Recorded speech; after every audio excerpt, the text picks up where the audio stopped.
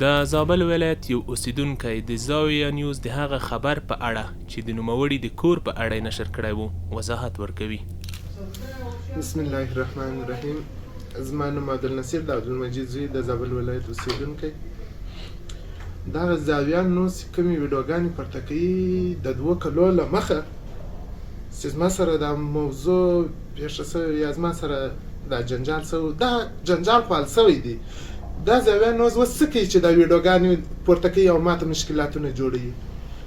زما نه دا ویډیو د اوس ده او نه زما سره داسې کار شوی دی او نه شکر د الحمدلله زندگی مې جوړه ده، ژوند مې جوړ دی الحمدلله. خپله خواري کاږم، نور زه شکر د روغ جوړ یم، زما سره هیڅ مشکل نشته چې ماته زما په مبس خلک د ویډیوګانې پورته کوي وایي دا د اوس ویډیو ده.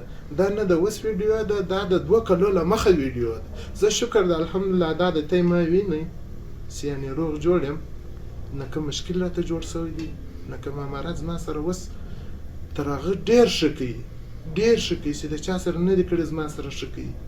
شکر د په امن کې اوسېږو، شکر د کوم داسې هیڅ خبره نشته.